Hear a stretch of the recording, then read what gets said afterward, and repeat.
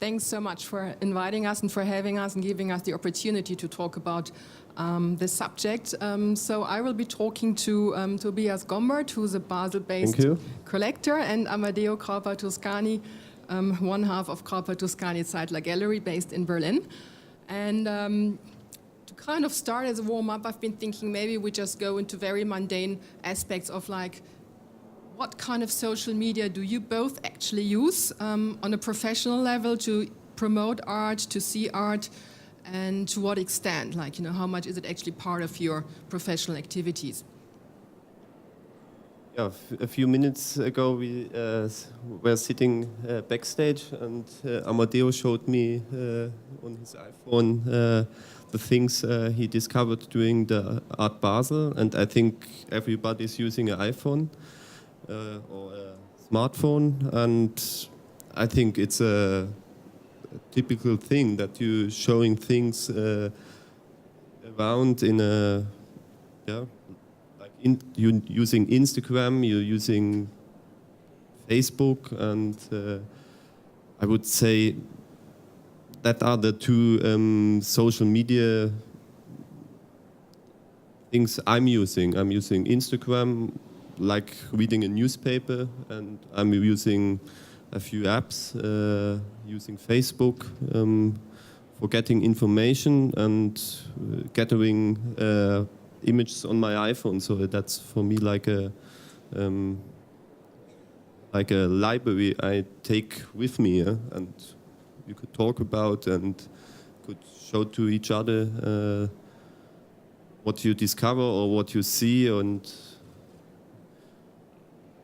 but you would say that you do discover things. It's not like you're looking at people's Instagram accounts, for instance, who you already know in the analog world. You also kind of would say that through Instagram or Facebook you come across artists or works that you wouldn't have otherwise seen. Yeah, perhaps you have special interests, or in Instagram you follow a few blogs and see a typical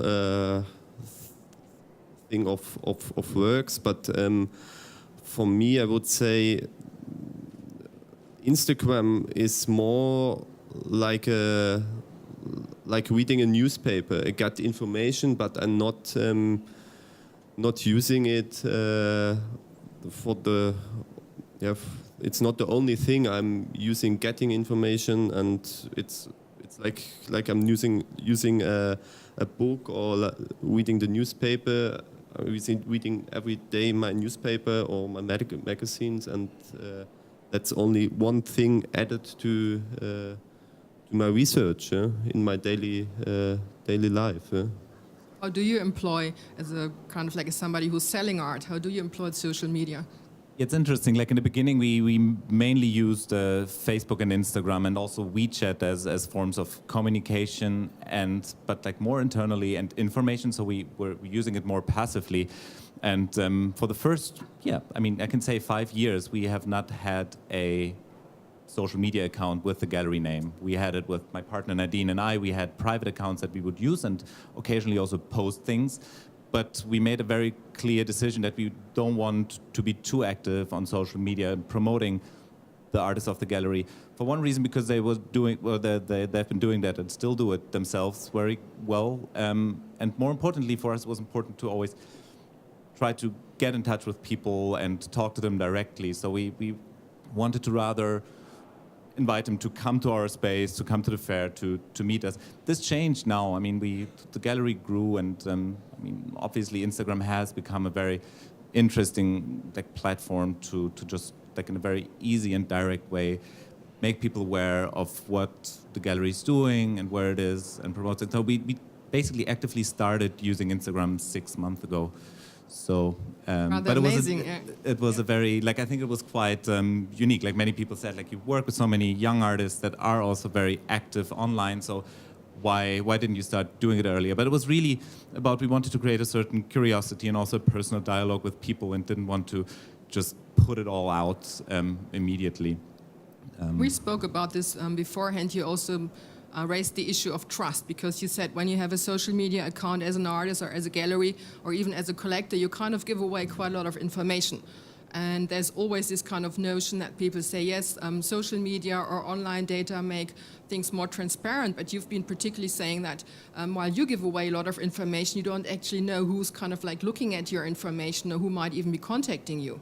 Exactly. I mean, this is now it comes, and that's something that we still don't do. Like, we do not want to sell online. We don't use online platforms to do sales, because it's very important for us to, first engage in a conversation, know who we're dealing with, and then know why we sell a certain work to a person. And there is a very asymmetrical relationship when you put something online, like the price, the availability, all this is open, but it might just be bought through one click by someone else.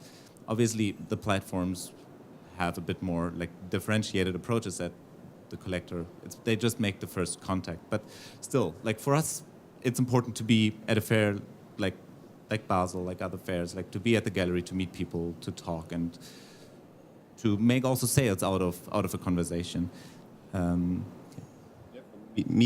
discover things perhaps on Instagram or see something on Facebook, but I never bought art on Instagram. For me, that's a thing. I get informations, and I saw artists or artwork or following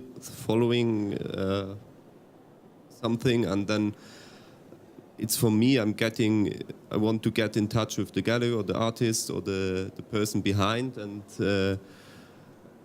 I think I need more physical information, not only by an image which is on your screen in a small size. You could not physically see it, and for me it's always important to get in touch with the galleries, with the artists, and I think that's quite important.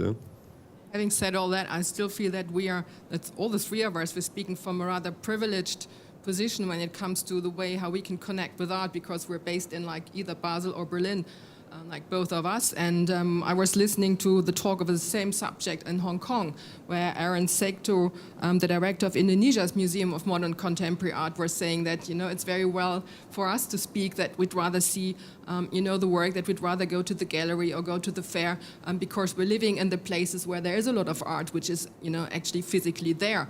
But wouldn't you still think that it would be kind of like a useful tool for people who kind of live on I hesitate to say the word, to kind of would have a less easier access to, say, contemporary dealer galleries or to art fairs? From our experience, we then talk to them over the phone. We still build up a relationship. We go to Hong Kong and then ship our artworks there, and we actually talk to our collectors from Indonesia that I met there. It's a good example. We met then in person in Hong Kong, and 2 weeks ago, actually, one of the Indonesian collections that we work with also came to Berlin. So you then go there. That's why we go to the fair, and that we even ship the artworks from Berlin to Hong Kong and then back. Plus, there's institutional exhibitions, but even if it's not possible to meet in person and for them to see the works, then we make sure that we send them good images. And again, is that something that is summarized under the term online market? It's definitely not social media market, but it's at least you use an online infrastructure to provide the information necessary. And then we chat over whatever, be it WhatsApp, be it WeChat, or we talk over the phone, and again, it's about the personal relationship. Yeah, but it's that are only tools you are using, and you are using for your conversation with the people and person, and that are tools you could use, or that are useful to make things easier. But I think it's not the only thing. That you say you use do an online art fair or only deal online. I think that's not working. It wouldn't give justice to the artworks. It's always so interesting, even with artists that are in such high demand, and that their physical work is circulating so widely globally in different exhibitions. people still come here, see it, and say, "Wow! Like I've only known the work from the photo, from the images," and it was important to see it and to understand it and to appreciate it, or vice versa, to say that actually that's not something that I'm interested in, which is equally important. Do you both find that there's anything? Oh, thank you. If you both come across some part of like either a new tool or some way of communicating that you would say is actually new and that actually comes from social media or online platforms, which is not like an extension of communication channels or ways of looking at art or talking to people, which have just been an extension from the analog world into the digital world, because you said you use it like a newspaper. And I just heard the story of a gallerist to whom I promised to not mention any names because he's going to be looking at this, so here's to you. But thanks for that amazing story anyway, because he said that he sold a work via Instagram chat, and because the collector and the dealer didn't find a language that had in common, they were communicating via emojis. And so they made the deal in the end by kind of like, sending them emojis with like thumbs up and hearts. And so the only thing that they both understood were the figures. So, and that is actually a new way of communication, which I think, you would not have had if you spoke on the phone or if you sent each other an email. Yeah, but that's only one point you could use. You could use it like a new way of communication and make things easier, but it's not changing the system. And that's something, if you look around with all this, you have enormous amount of art apps and new digital ways, and so many startups creating things around make always, or the idea behind the most startups are always, what could I make the process of dealing?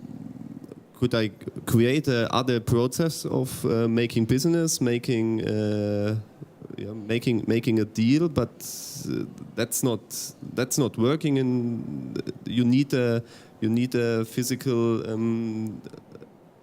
level. You could create things helping you.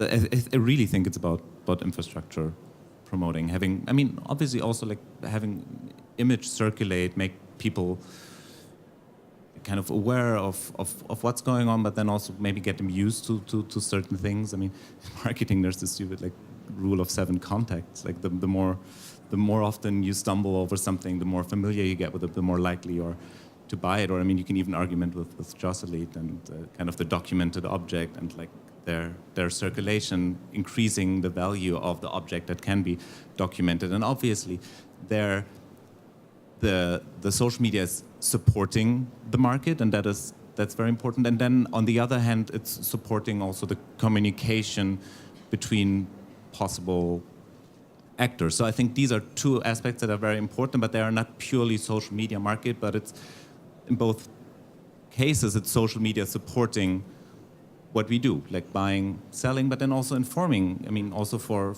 you as a critique. Information, yeah.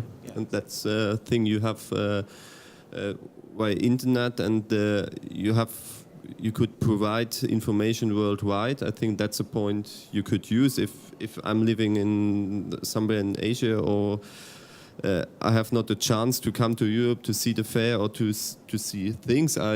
Perhaps it's the only chance to get this information, but that's not the only reason. And I think it's quite important to have such institutions that like an art fair, and the art gallery. I think you use you have a gallery, you rent a space, and that's the typical thing you have to provide. I think you said something really savvy in a recent interview, Amadeo, because so many people say that social media is kind of completely changing the art market, and that it brings about this kind of flipping mentality, where people buy something and then they use it as an investment to resell it like a short period later. And I think your point was, I think Absolutely to the point, because you said it's not so much that the tools which are being provided in the internet, but it's rather the people who invent these tools, because they come from financial markets. They have been investing in money, and now they're starting to invest money into the art market. And it's rather a change of mentality. And it's not so much the tools themselves that change the market, but the people who actually come into the market or have been coming to the art market in the last couple of years who actually bring about this change. I mean, this is something that I found interesting to observe, that one, this kind of attempts to have algorithms analyze what could be the next, I mean, to use the language, Rising the next stars, unicorn, that I found was a bit silly, because, I mean, at least from my understanding of art, the good, or like the art that we are interested in and that really catches us starts where like rationality and understanding and language start to function. It's like it's beyond that field of understanding, basically. So I don't see why or how an algorithm could do that. I mean, we have it in science fiction books by William Gibson and so forth, but I don't think that really works yet. That's the one thing, this belief in the algorithm that can predict certain things. But then the other problem I saw was the attempt to make art scalable, the scalability, that you can create an amount X of a certain art serving the present demand, and create artificial markets and all this. And I mean, we have seen that fail, and then we suddenly had this happen in the art world. And I mean, also this failed, and it was also this market circle was so quick, and there was so much produced. And I think, yeah, these were like these two aspects, like the scalability and the predictability through algorithms or the kind of automated systems that I was referring to at that point. Yeah, perhaps I think that could be a threat of the whole system. You need institutions making exhibitions, physical exhibitions. You need the works of curators doing physical exchange with the artist, with the audience, with the visitors. You need this. You need galleries. The people come. The artists. You give the opportunity to the artist to make an exhibition, and it's always you're working with the room, with the space. That's something you could not make online. And it has to be like, I think I would say art is conversational, not transactional.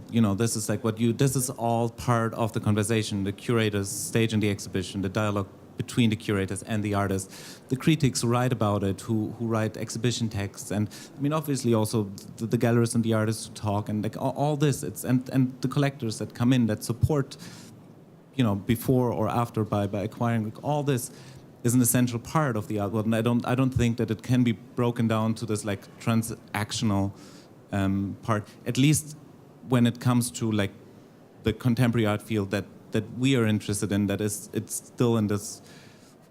still developing, it's still becoming part of art history. It has not been canonized, it has not been like totally approved by all aspects of the art world. We are still on the way to get there. So at least in this phase, I'm not sure if this transactional approach works. And yeah.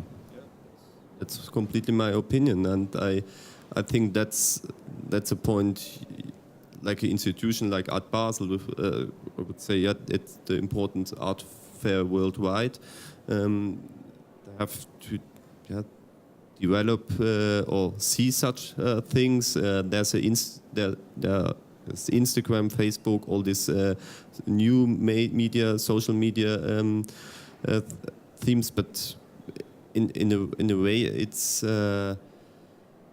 you could use all these things to provide your system, your fair. But it's always important. You have to get the people to the fair. The people have to meet each other. I'm running through the fair, and I meet every few meters other people. I'm happy I could talk through. I think that's quite important for me to have a fair or to have this possibility to talk to the galleries, to other collectors, to people around.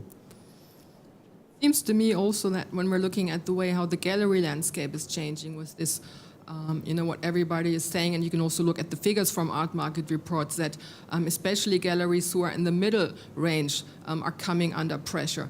And it seems to be that this is also something which is just kind of like mirrored in social media and not necessarily brought about social media, that especially kind of large-scale galleries which have a lot of branches in major cities, that their artists kind of like insist in exhibiting so that as many people as possible can see their work, like in London, New York, Hong Kong.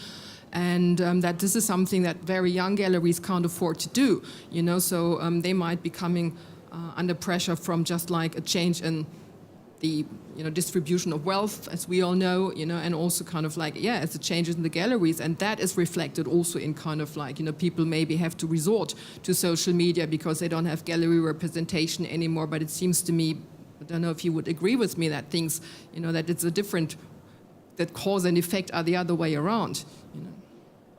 Yeah, I totally agree.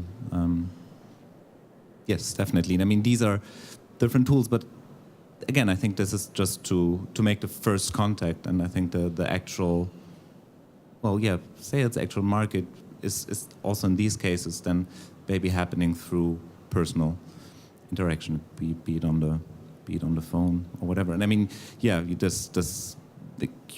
mentioned it like previously, that all the market reports and everything, like the sales that are really done online are usually in the range around 5,000 euros. That's what it's not relevant in a way. Yeah, that's maybe also there it works for a young gallery. Maybe it's also okay to do this once in a while and just have the sales happen there. Don't know, a gallery or a system only work online. You have all. Perhaps it's an off space or it's a project room, and it's developing. It's developing into an art gallery. Yes, so maybe we open up questions to the audience in this event, which is also gonna broadcast through social media actually. So this is, quite a poignant case that this whole event is running through social media. So maybe someone in the audience has questions to either Tobias or Amadeo. Question here in front.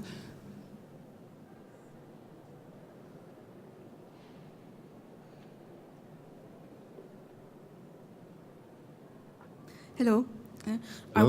I want to ask, how often did you actually find art on Instagram or on social media to make you curious enough to look at the original and to get in touch with someone?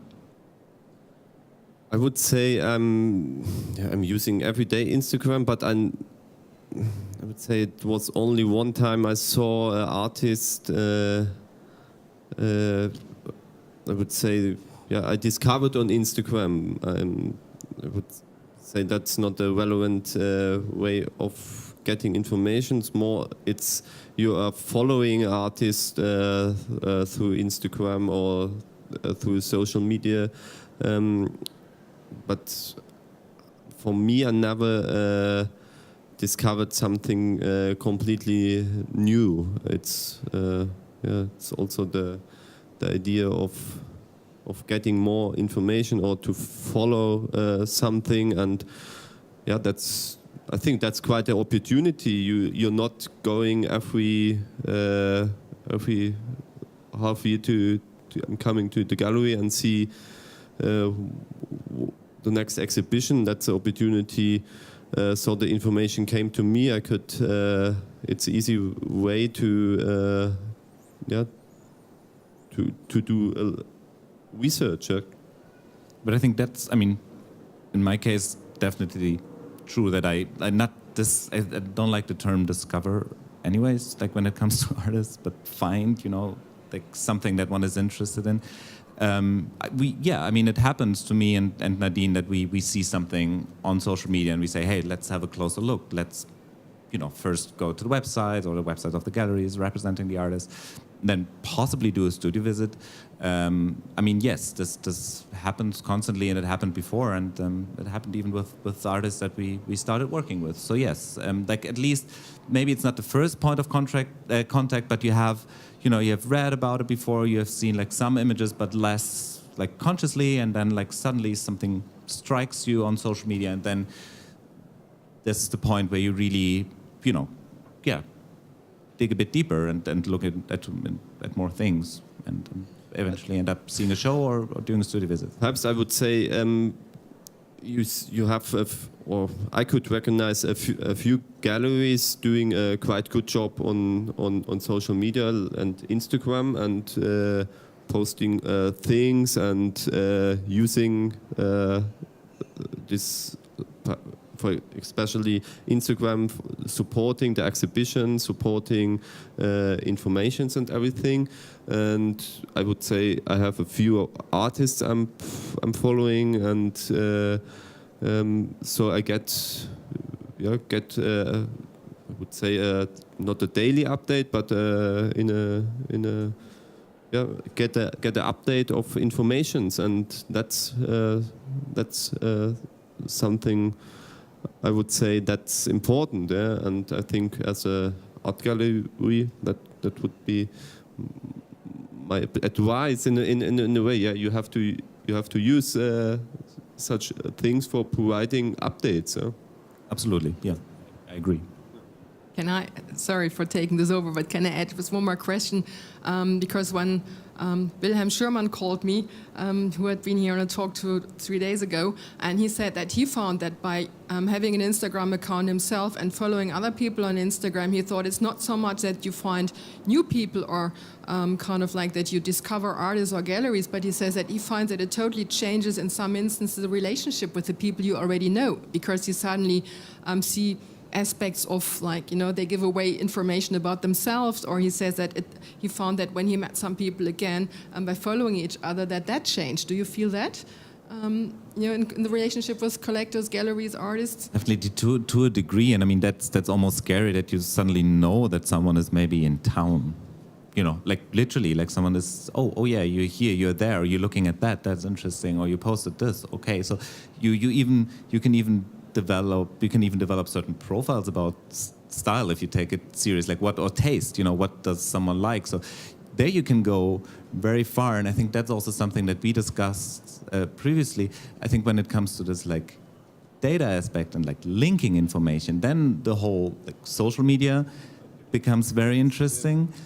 We do it very analogly by just looking at things, but then online marketing platforms, these wide platforms that range and interconnect editorial and market aspects, I think at that point, there's a lot of information gathered and collected that is actually that can be very relevant. So there's suddenly, and this is how this is maybe the other end, how we use it and what we hope to get out of it as collectors and as a normal gallery. But then there is the other side that actually... We're also sold. Yeah, exactly, runs these platforms. Sold, and they gather a lot of information. Just imagine that art fair, many art fairs already do have their, the galleries publish their profiles on these market websites. Imagine all galleries in Basel would actually put their previews up on one of the art market, online art market websites, and then even click when the work is sold. So you would have the price, you have when it's sold, if it's not sold, maybe even possible requests for the work. So there is a lot of information gathered that, especially for secondary market, might be very, very precious and I relevant. think that's a quite interesting thing, because I think that's a threat for a fair, perhaps for the institution of Art Basel, not using this information. You have the possibility to get informations, and you have an existing ecosystem in your you have the fair, you have the contacts, you have anything. But I think that's important to create and develop these things, and I would say that's important. Or I feel it. You have a huge amount of apps and of startups doing working on different puzzles of the system, but nobody is taking over or creating the ecosystem for gathering this one currency that coins. Yeah? Yeah, but I think that's not a problem with Art Basel, because Art Basel is kind of our It marketplace, and I think it's fine if the fair does it, for example. But I think if it's happening elsewhere, you don't. The interests are not so clear anymore. And I think this is an aspect that I also quite often think that the real online art market is our data. I remember when one of these online art market platforms, set up their beta version, and I was going to research for a text, and I contacted them saying, can you please give me a login? I need to get some information, and they said you can have a login in about 2 weeks, but if you give us 5 names of other collectors, critics, curators, then we can give you immediate access. And I mean that was very openly, what this platform was about, at least, and it's selling data and not necessarily a platform for art. But now it's us talking again. And so, I would add one point that's something related to art fair and perhaps or to a gallery. If you have the opportunity that one provider doing this for you, that would be a thing as a gallerist. You could trust in this institution. Perhaps that's a trusty institution that I'm giving my information to, and you're giving your data and information to, and perhaps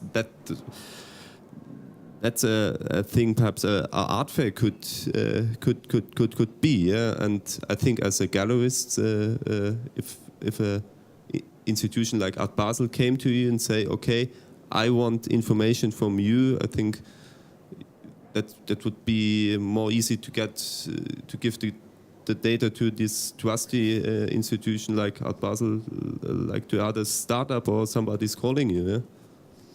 See, this is a very exciting subject. We're getting carried away all the time. So once more, if there's any questions coming from the audience still. Yes, there's one there. Hello. Have you noticed a huge difference in exposure in your gallery due to Instagram? Is it important that visitors are visitors on Instagram that have a huge following? Is there value and importance in them posting artworks and artists? Yes, yeah. I mean, it's is it? Yeah, I think. I mean, it's also like a way of just having what you do public and have more people see it, which is always something very, very attractive. As I said, we literally just started using Instagram actively 6 months ago, acknowledging exactly this fact or the circumstance that yes, we want more people to see what we do, and we don't want to be as hidden as we have been, even with our space. So it is. We are interested in the circulation of our activities and the awareness of this. So yeah, it is something that we appreciate and that we want to happen. Yes. Do you think it's important that you are working with people have a lot of followers on Instagram, using them more or less like a curator? No, I mean, we think about it in the team. It's just something that just what could be posted, and it's usually something very organic because it's this opening happening, it's this lecture happening, it's this fair happening, or you just got the installation views of your current exhibition. So could it be that Instagram, somebody who has a lot of followers on Instagram, could get a new art critic or take over the I mean, now we are a bit at the contemporary art daily question. Does that take over when we talk about Instagram, because there it's only about the circulation of images. Is that replacing art criticism? Definitely not. I mean, it's the one thing is like, feel attracted or moved by something one sees, and the next step is like to learn to understand it. And I think that's where the criticism is. So it's like, I think it's one step earlier. But, you think it's possible that you will pay somebody like using Instagram more or less like advertising? That could be a sure. I mean, if it's a relevant, no. Yeah. I mean, like to have like if it's a relevant like group that posting something, and he will perhaps ask you for. He's only posting it if you pay something for this post. Yeah, that could be a new and way I think of. The artwork doesn't work like this. I mean, there is a similar question. Like, do you pay? Like, I think it's not as digital, like black or white. You pay someone does something, but. Let me make a point for the audience. Do we have any more questions coming? Yeah, and there's one there, and then I think we. Hi there. I don't know if you've talked about this before, but it seems as if Instagram is really popular right now, and it is because it's deals with images. And it seems that a lot of people are forming their social media strategies around Instagram. But maybe I'm showing my age here, but I remember when folks were all over Second Life, things of that nature. So do you think there's a danger in putting so much emphasis on one platform? Or maybe should galleries or artists start thinking about it's not the platform, it's just being agile enough to present your content, your artwork in other places online?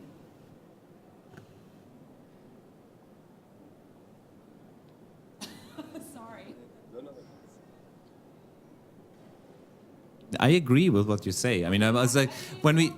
No, totally. I thought the same. Like, hey, it's one platform. Like, this could be like, but then it's what you. It's like skills that you develop. You develop a certain style, a certain profile that is, I think, easily transferable to a different platform, and maybe also to a like new form of display if it works. I mean, it could be more virtual, it could be more three-dimensional. I don't know, but I mean, you do it on this platform because it's maybe the most relevant for what you want to show. But then, I mean, of course, like a strategy on Facebook would look totally different because people, as you said, use it rather than a newspaper. So maybe more text-based things would happen on Facebook. So already, and we also use WeChat, which is like a Chinese, like a mixture maybe between a Facebook and WhatsApp. So you can communicate, but you can also post things there. So there are different channels already, and they serve different purposes, and they can also like serve different formats. So you're totally right. It shouldn't be only one thing, and they might change. There's a question there, and then there, and I think then we. How much time is there? I just wanted to say, I think that this is really the beginning of a conversation. It would be interesting, like, here also, like you mentioned, somebody who we're in a very privileged context. We all also from the side of the world where there's a lot of access to museums and to physical platforms. It would be interesting to really hear the opinion of someone who doesn't, who comes from a country where, I'm even thinking, but sort of the south of India where there are no museums, so that would probably enlarge the conversation. But what's also would be interesting and how far I'm seeing it myself, that I'm using often, Instagram, and, I have somebody who represents magazines, or sort of how much they substitute now, how the images substitute actually critical kind of reviews. And then also the manipulation. And for instance, I think there's a new platform that's being created that's called something like Art.org, that you can use that additional like art, or you can apply for it as a museum, as an institution, as a gallery. But I think some effects is involved in it. And how much can you manipulate? How much can you, they kind of edit who is allowed to use that Art.org. And so that's also interesting, who's part of Instagram, who's part of Art.org, how much that influences like your profile, if you're part of that platform or not. So I think it's very, very wide, and it would be interesting to include that also in a further conversation. That's all I want to say. Yeah, maybe I'll just give a quick response to that, because there was a similar discussion happening at Art Basel Hong Kong. And they were very fierce advocates for social media, because, there was Aaron Seto from Indonesia, saying like, we do need this, for information, so it might be interesting for you to actually listen to that, because that kind of covers some of the aspects that you were raising, and it's on social media.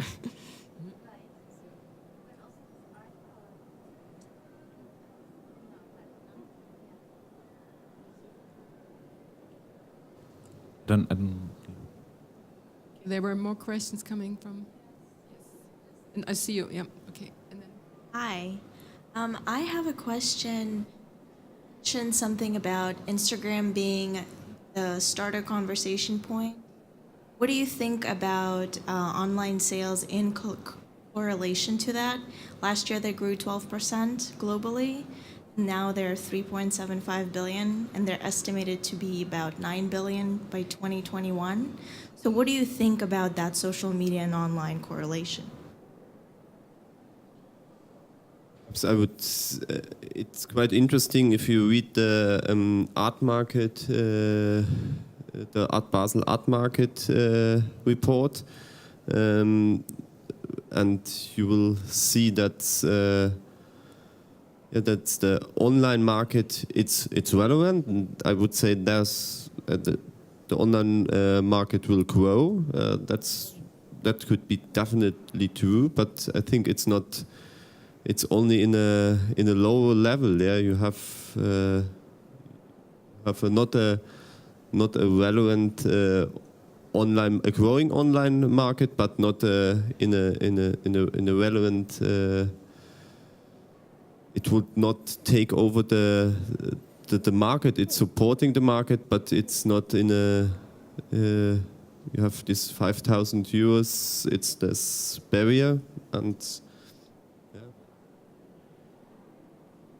I mean, I don't know what it's like. It's interesting. It would be interesting to know where this number comes from. What is included in this. So yeah, I mean, definitely we sell a lot, we do sell a lot that is not happening like face to face. I mean, yes, we do. We through PDFs, through WeChat, WhatsApp. We send photos. Someone says, "Wow, that's great." They know the work. They're familiar with it. I'm not saying that this is not a relevant field. I'm not so sure. It's really also a question of definition. What do you define as online market? Yeah. Market. Is it really is it an online shop where you click and check out and buy it? Or is it I send a PDF or I send a photo with the captions to a collector I know, and they say, well, fantastic, I want this piece. I think it's a question of definition, and we don't have an online market yet, and the structure is not big enough. We have our collectors that we work with on a personal level, so there is no reason to say go on our website and go on the online shop and check out. That's what I mean. It's I think the work that we do and also that we want to do is less transactional, and that's why. But it might change. It's I don't know, but.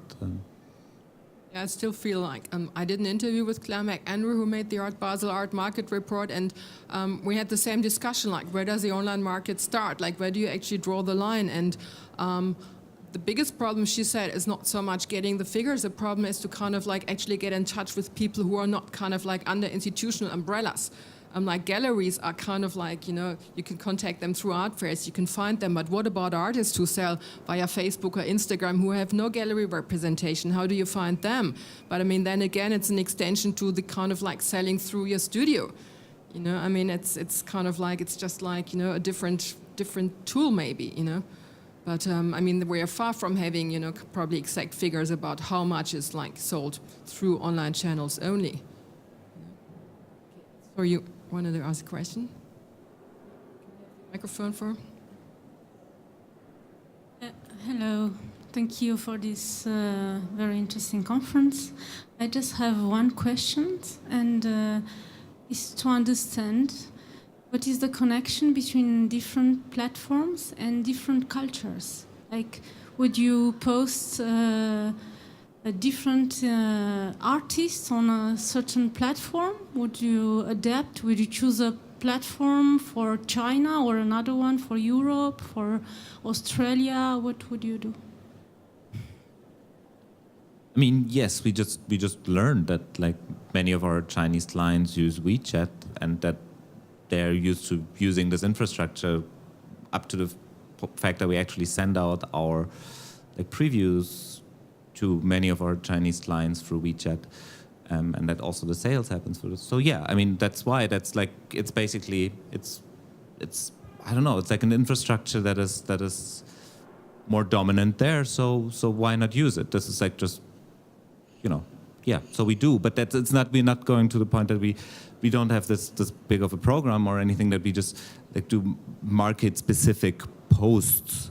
I think this is because we want, like we see the gallery as a unit and like as one entity and identity, and we don't want to change our identity depending on which market or culture we go to. Apart from the fact that we do have a lot of artists from very different cultures in the program already, but so yes, we do different channels, but no, we don't adapt our presence to different like markets or like culturally influenced social media platforms. I would say it's then it's getting advertising, and I would say as a gallery you have to do advertising, but you have not to create a show. That's you have to create the program and not to do this. You are a program gallery and you are not giving in some information and using it like advertising to a special client or to a special group of clients. Yes. Okay. It's a shame we can't continue this conversation on social media now, but at least you can see it there. So thank you very much to the audience for your input and for being with us through this talk. And thank you so much, both Tobias and Amadeo, for your great input and for your answers. And maybe we can continue this conversation, or we'll surely continue this conversation in some other analog or kind of digital format. Thank you so much and have a lovely day. Thanks.